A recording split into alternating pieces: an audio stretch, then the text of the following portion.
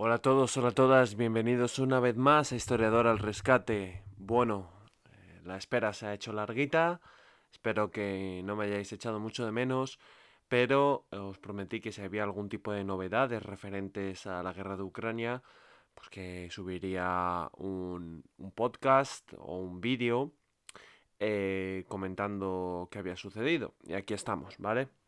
Estoy súper ocupado con mil y un proyectos y la verdad que lo siento mucho a la audiencia que me sigue porque os tengo un poco abandonados, pero bueno, creo que merecerá la pena. En cualquier caso, vamos directamente al lío para no entreteneros demasiado. Empezamos con el siguiente mapa de la inteligencia británica. Para los que me estáis siguiendo en iVoox, bueno, simplemente os describo un poquito. Es un mapa temático en el que aparece la zona del Donbass en general, junto con Crimea, básicamente mostrando el área de batalla actual, ¿vale? Como me imagino que algunos ya sabréis, y si no, pues bueno, para qué estoy. Aquí estoy yo para explicaros. Desde hace un mes, más o menos, un mes y un poquito, Rusia y Ucrania, bueno, sí, más de un mes y medio, sí, más o menos.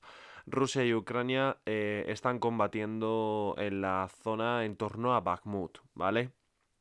Es un punto que tiene una relativa importancia debido a que, bueno, pues es una ciudad más o menos grande, los estándares del este de Europa, claro, y es una ciudad que es también un nudo de comunicaciones y, bueno, pues que si tomas Bakhmut, pues veremos luego las consecuencias que puede tener de positivo para Rusia. Entonces, tanto Ucrania como Rusia se están batiendo el cobre en esa región y están haciendo una batalla de las que casi todos los pensadores militares creían que jamás se iba a volver a producir, que es una batalla de atracción. En esta batalla de atracción, os pongo de un ejemplo, pues fueron típicas las batallas de Verdún, por ejemplo, la Primera Guerra Mundial, o de Stalingrado, la Segunda Guerra Mundial, en la cual básicamente los dos contendientes fueron acumulando tropas, materiales y materiales, casi todas sus fuerzas, y fueron matándose los unos a los otros para ver en esta batalla de desgaste, a ver quién era el primero que claudicaba. Básicamente, os voy a poner un ejemplo muy gráfico, pues fue, para que os hagáis una pequeña idea, sería como activar una picadora de carne e ir mandando al matadero a miles y miles y miles y miles y miles y miles de soldados, una y otra vez, por unas ganancias de territorio entre pocas o nulas. ¿Vale? La Primera Guerra Mundial, la batalla de Verdún, al final la voluntad de resistencia de las tropas francesas se impuso y en la Segunda Guerra Mundial, pues sabemos que fueron los soviéticos quienes consiguieron derrotar a los alemanes y al ejército multinacional alemán. Bueno, entonces en Bakhmut se estaban librando estos durísimos combates. Se piensa que más o menos de media había como unas 500 bajas, lo cual eso es una auténtica barbaridad, como podemos ver. Cuando hablamos de bajas, importante inciso, no solo nos referimos a que sean 500 muertos, sino que pueden ser muertos, heridos, desaparecidos en combate, etcétera, ¿vale? Bien, las líneas en torno a Bakhmut están realmente fortificadas por parte de Ucrania. A ver, es ciertamente lógico. Si observáis, es un territorio en el cual más o menos, sí, prácticamente más o menos, es el mismo que en 2014. Entonces, es de pura lógica que el ejército ucraniano haya tenido tiempo para ir fortaleciendo sus defensas, puesto que lleva enfrentándose con los rebeldes prorrusos y con las unidades del ejército ruso, ¿vale? No así declaradas, porque sabemos que desde el 2014 hasta el 2022 el ejército ruso en teoría no estaba operando en Ucrania, pero bueno, sabemos que eso es realmente falso, ¿vale?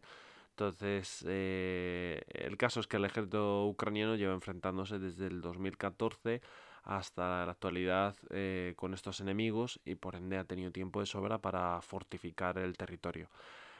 Según informes de inteligencia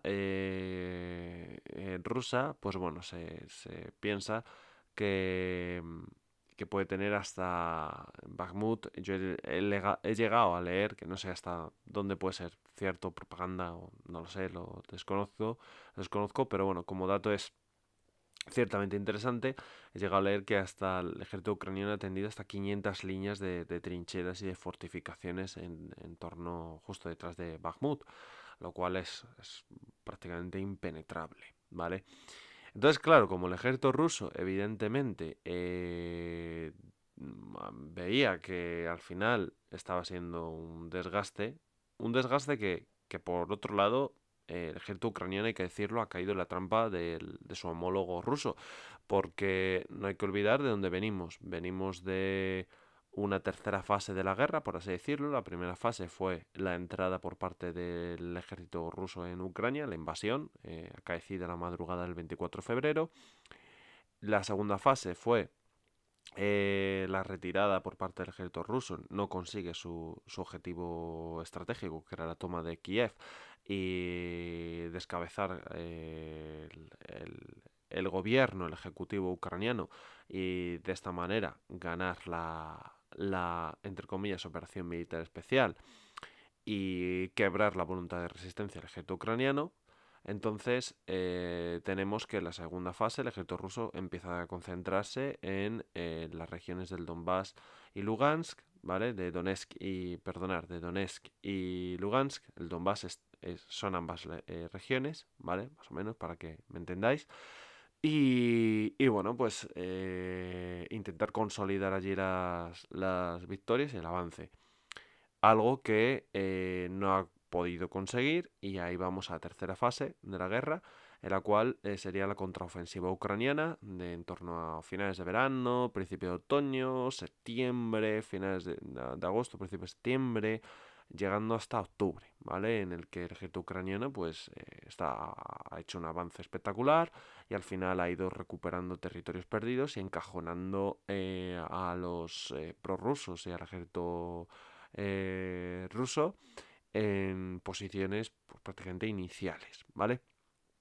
Entonces, ahora mismo el ejército ruso, su objetivo era frenar el momentum de la ofensiva ucraniana, y para ello, pues sabemos que Putin se vio obligado a desdecirse de la propaganda inicial, en la cual establecía Moscú que se trataba no de una guerra, sino de una operación militar especial, y que además se cambiaron las leyes, se promulgaron nuevas leyes, en las cuales se llegaba incluso a poder condenar con 15 años de cárcel, con 15 años de prisión, a cualquier periodista, ciudadano o individuo que en Rusia se atreviese a cuestionar la línea propagandística dictaminada por Moscú, y que se atreviese a decir que no era una operación militar especial, sino que era una guerra total,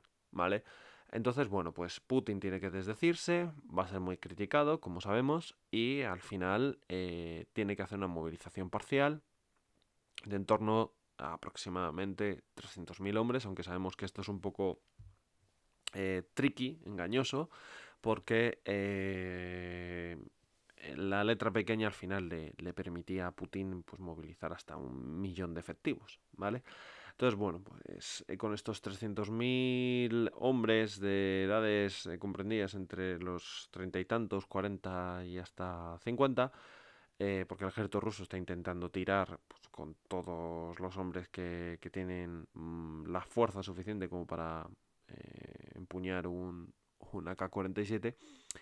En muchos casos herrumbroso, como hemos visto, ¿no? En las imágenes que se ha filtrado, pues han ido taponando estas brechas que el ejército ucraniano consiguió realizar, Y luego, por otro lado, para continuar con la carne de cañón, se hizo muy famoso, pues, de nuevo, la compañía Wagner. La compañía Wagner, ya os lo he mencionado muchas ocasiones anteriormente cuando he hablado de Ucrania. La compañía Wagner, recordad que simplemente es una compañía mercenaria de contratistas, como puede ser, o era en su momento Blackwater, ¿vale? Ahora actualmente llamada Academy. Y tal y como lo empleó el gobierno de los Estados Unidos en la invasión de Irak, pues Putin ha utilizado esta compañía mercenaria, eh, pues básicamente para cumplir con sus intereses políticos a través de la acción militar en el extranjero, ¿vale?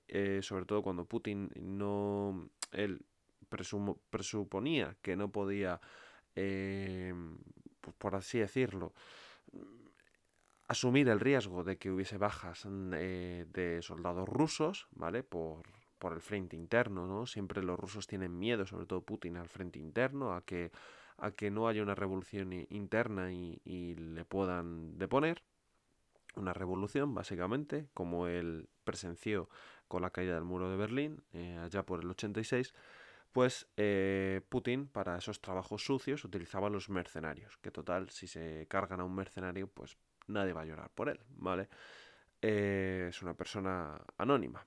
Entonces, al final, con la Wagner, la empleó en Siria, donde cometieron pues crímenes de guerra, la ha empleado en Libia, también está en las zonas de Mali, y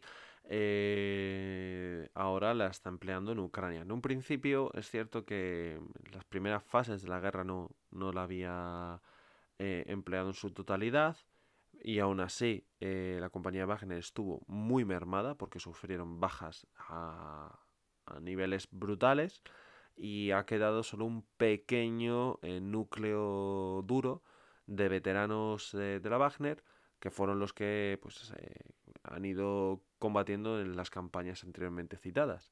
Así que Prigozhin, uno de los fundadores de la Wagner, se hizo muy viral este hombre, apareciendo en un vídeo en el cual hablaba a los presos rusos, diciéndoles que bueno, pues de un presidio ruso, diciéndoles que si se alistaban y aguantaban 6 meses de contrato y sobrevivían, se les perdonaban todos los delitos cometidos, ya fuesen de sangre, violaciones, pedofilia o cualquier asunto turbio o tráfico de drogas, y se les dejaría libres. Pero claro, aguantar 6 meses siendo una unidad de choque, siendo una unidad enfocada fundamentalmente a convertirte en picadora de carne, es muy difícil. La población reclusa rusa supera el 500.000 de hombres, de los cuales más o menos unos 100.000 son mujeres. Entonces estaríamos hablando de unos 400 y poco mil hombres que son susceptibles de poder ser movilizados por parte de la Wagner, ¿vale? Obviamente habría que ver cada caso, habría que ver las edades, habría que ver si tienen enfermedades, etcétera. Pero bueno, que tienen ahí una masa humana bastante interesante. Y con todos estos, junto con el restablecimiento de algunas unidades que fueron muy dañadas, como las VDV, que ahora mismo pues, todo el mundo habla de las VDV, de los paracaidistas, ¿no? Hablan de los paracaidistas rusos como unidades de élite, y yo no sé hasta qué punto quedan veteranos que puedan mantener esos estándares de élite, porque las VDV fueron machacadísimas, es así, en las primeras fases de la guerra, sobre todo en torno a Gostomel. Fueron prácticamente diezmadas. Bien, cuando hablo de Gostomel me refiero a la toma del aeropuerto de Gostomel, en los alrededores de Kiev. ¿Ok? Entonces, Rusia ha conseguido meter en una trampa prácticamente a los ucranianos en Bakhmut, paralizar su avance, ocupar posiciones defensivas. Ya sabéis que la posición defensiva normalmente de proporción favorece por cada una baja de un soldado que defiende, normalmente hay 3 bajas de soldados que atacan. O sea, estaba por así decirlo, beneficiaba a Rusia, ¿no? Un poco la situación. Han metido toda la carne en el asador en Bakhmut, que es una ciudad pues, de relativa importancia, por lo que ahora os comentaré.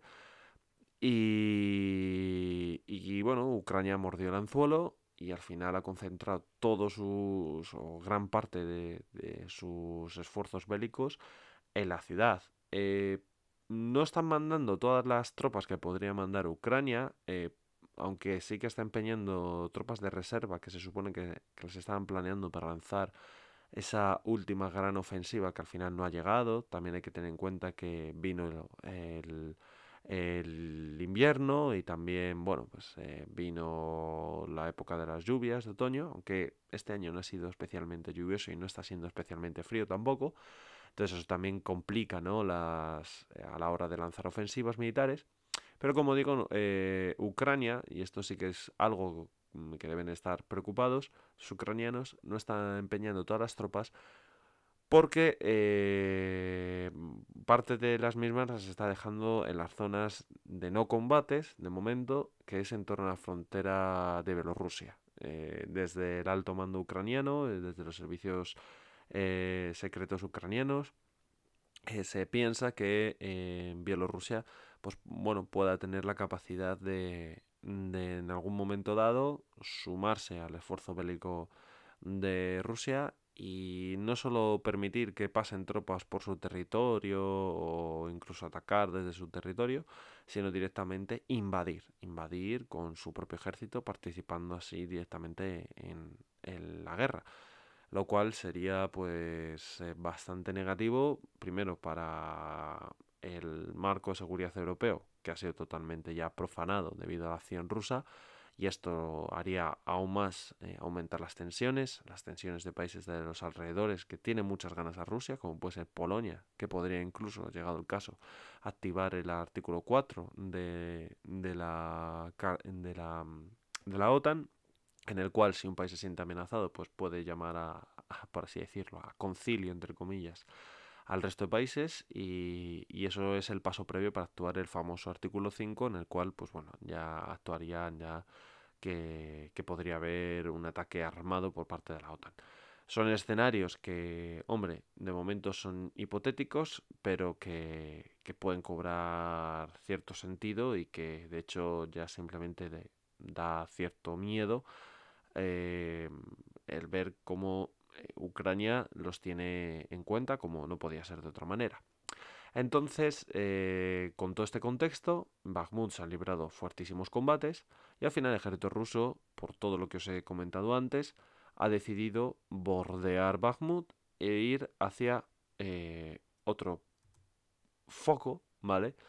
Que aquí lo veis mejor, que es Soledar, ¿vale? Soledar se encuentra pues, relativamente cerca de Bakhmut y al final lo que ha hecho el ejército ruso ha sido flanquear Bakhmut. Si por Bakhmut yo no puedo entrar, pues voy a ir a este punto que está menos defendido y efectivamente ha lanzado un ataque sobre Soledar y la novedad es que han conseguido el ejército ruso pues avanzar 5 kilómetros, lo cual, fijaos, lo que estamos hablando, 5 kilómetros, parece nimio, y de hecho lo es, pero bueno, viendo lo que está pasando en la guerra, pues es hasta grande, ¿vale? Porque la guerra estaba en un stalemate, en un punto muerto, y ha tomado pues al 90 y tantos por ciento Soledar, ¿vale?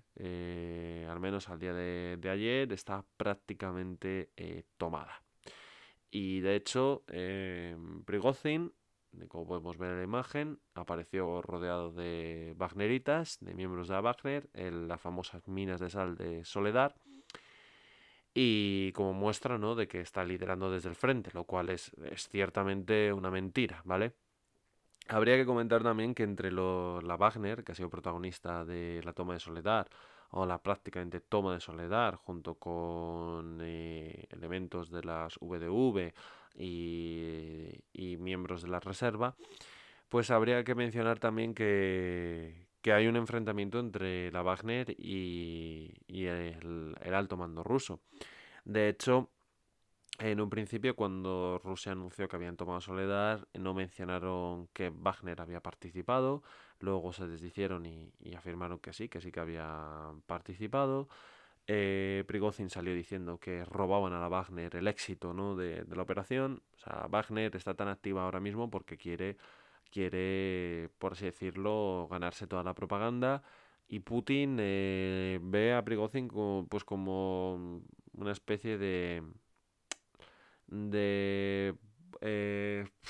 por así decirlo, de tonto útil, entre comillas, lo de tonto, porque quiere emplearle y quiere emplear sus medios, pero claro, también a nivel político, Prigozhin es muy posible que tenga su propia agenda política y Putin no quiere que haya ningún tipo de rival que le haga sombra, sobre todo porque Prigozhin encarna la brutalidad y la radicalidad de los más ultranacionalistas rusos. Si la gente en Occidente se piensa que Putin es el más ultranacionalista ruso, están muy equivocados. Los hay peores que él. Y de hecho Putin está intentando, dentro de lo que cabe, hacer de parapeto y de parachoques para evitar una escalada aún más en el conflicto, ¿vale? Lo que sería ya una movilización total de todos los efectivos de los rusos, del ejército ruso. Algo que, por cierto, el alto mando ucraniano afirma que está al caer y que van a movilizar hasta 2 millones de efectivos. Claro, está al caer, no da la cifra, pues, o sea, la cifra la da, pero no da el día en que esta movilización o cuándo va a ocurrir esta movilización. Bueno, probablemente también sea un intento por parte de Ucrania, como tiene su propia agenda política, pues de fomentar que Occidente les dé más ayudas, que finalmente lleguen esos Bradley, que finalmente lleguen todo el dinero, todos los fondos y todas las nuevas armas prometidas, porque su situación ahora mismo está un poco comprometida con la toma de Soledar. Vamos a ver, ¿qué supone la toma de Soledar? Pues la toma de Soledar supone, que aquí vemos en Google Maps, Soledar, vemos la distancia que hay de Soledar a Bakhmut. Bakhmut es la zona de aquí donde pone Artemisk. La distancia era poco menos de 1 hora y pico andando, ¿vale? Está muy cerca. Y sobre todo lo más preocupante es la distancia de Soledar, ¿vale?, a Sloviansk y luego Kramatorsk, que son dos grandes ciudades importantes de la región. A ver, esto es muchísimo aventurar. Los rusos ahora que lo que pueden hacer es intentar ir hacia Bakhmut, rodeándola y atacar. A ver, pensar que Soledar han tardado bastante en tomarla, y eso que es un pueblo, en Bakhmut pues van a tardar meses, a menos que el ejército ucraniano decida retirarse para evitar que les flanqueen y que puedan caer embolsados los efectivos que tienen allí. El caso es que no va a ser fácil para Rusia. Un avance hasta Sloviansk y Kramatorsk, pues sinceramente es posible. Se abre la puerta tras la toma de Soledar, pero claro, hay que ver cuáles son las líneas defensivas que tiene establecida allí Ucrania. Pues hombre, yo entiendo que han tenido tiempo de sobra desde el 2014, como he dicho, pues para crear una red de trincheras igual o más poderosa que en Bakhmut. Entonces, lo veo difícil. Veo difícil también que puedan conquistar los rusos Esloviania y Kramatorsk, puesto que son núcleos urbanos importantes. Y la guerra urbana, pues como ya pasó en Mariupol, va a hacer que las bajas sean bastante elevadas. Y veo complicado que Rusia pueda tomar estos núcleos urbanos si no cuenta con una movilización total, lo cual pues provocaría un varapalo político para Putin, y con esa ayuda bielorrusa que haga que Ucrania de nuevo tenga que luchar en varios frentes simultáneamente, como ya pasó en la primera fase de la guerra, en el 24 de febrero. Entonces, bueno, ciertamente es un éxito ruso. Parece que pueda estar Rusia pues retomando un poco el mando de las ofensivas, pero yo tampoco sinceramente tiraría cohetes y empezaría a dramatizar, ni muchísimo menos, honestamente. Yo creo que todavía es muy pronto, hay que ver la reacción del ejército ucraniano. Ucrania se puede permitir perder Soledar, ¿vale? Hay que ver el nivel defensivo y las estructuras y las redes de defensa que han tejido los ucranianos en la zona. Entonces, bueno, hay que ir viendo la evolución, pero bueno, pues digamos que ha sido uno de los últimos así cambios que ha habido en la guerra desde hace ya bastante tiempo, desde el fin, desde prácticamente finales de octubre, ¿vale? La guerra estaba estática.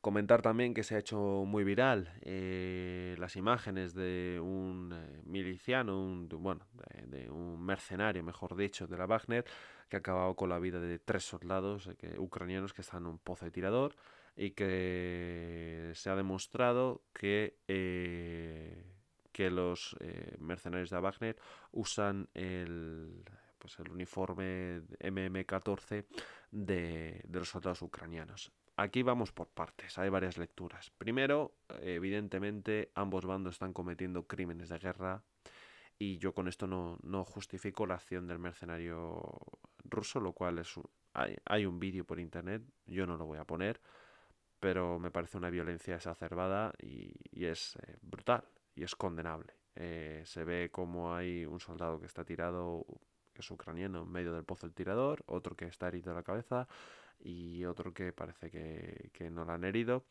Y están diciendo que están solos, que entregan sus armas y en el momento que está uno de ellos entregando sus armas, pues a sangre fría el soldado ruso les liquida y remata con un tiro en la cabeza al soldado ucraniano que estaba tirado, posiblemente desmayado, ¿vale? Esto es una barbaridad, es un crimen de guerra registrado por la Convención de Ginebra, pero bueno, en otros podcasts anteriores he dicho que Ucrania no está tomando prisioneros y, y el nivel de prisioneros pues no es tan alto como se presuponía y los dos bandos están cometiendo auténticas barbaridades y eso es una desgracia. Y además, por parte de la compañía Wagner, sabemos que esos métodos brutales no es algo nuevo y sabemos que Rusia, pues a la hora de bombardear, al igual que Ucrania ya hizo cuando lanzó la operación antiterrorista ya por el 2014 en el Donbass y demás, pues sabemos que cuando tú bombardeas, en vez de bombardear solo objetivos militares claros, pues también han bombardeado edificios civiles. De hecho, ayer Rusia bombardeó un bloque de edificios en Dnipro. Pues, moriría, me imagino, estando habitado como está, pues cientos de personas. Entonces, ¿por qué se bombardea? Pues en zonas civiles, pues muchas veces pues intentar romper, quebrar la voluntad de resistencia. Eso lo hizo Ucrania en el 2014, eso lo está haciendo Rusia actualmente. Otro, pues intentar, por ejemplo, eh, se intenta bombardear una zona militar, pero al final la munición pues puede fallar y puedes cometer el error, pero normalmente esto es lo más raro. Normalmente también puede ser porque desde una zona civil o cercana se esté disparando o simplemente por la razón primera que os he dicho que es quebrar la voluntad de resistencia del enemigo. Algo que fue lo que hizo Rusia cuando empezó sobre octubre, noviembre, a atacar la red eléctrica ucraniana y demás para intentar dejarles sin luz, atacando también los depósitos de agua, atacando también, por ejemplo, claro, si yo destruyo la red eléctrica, pues no puedo tener calefacción y demás. En muchos de los casos. Entonces, bueno, digamos que es hacer una guerra sucia, que en verdad no está permitida. La guerra tiene una serie de reglas, pero que ninguno de los dos bandos la está respetando y eso es así. Por desgracia, por eso la guerra es algo lamentable y terrible, ¿vale?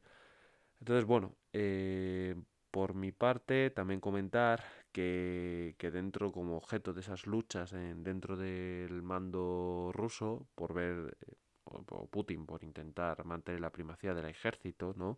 Que sería lo que le representa a él, no tanto la compañía Wagner, que son, por así decirlo, los perros de guerra necesarios de Moscú, pues ha cambiado el mando y ha cambiado a Sergei de Surovikin, el cual, pues sinceramente, no lo hizo mal, porque le tocó el mando en un momento en el que Rusia había perdido el impulso de la guerra y Ucrania estaba con el mango en la sartén cogido y ahora van a poner a Valery Gerasimov. Pues bueno, es más bien un cambio político por todo esto que os estoy comentando.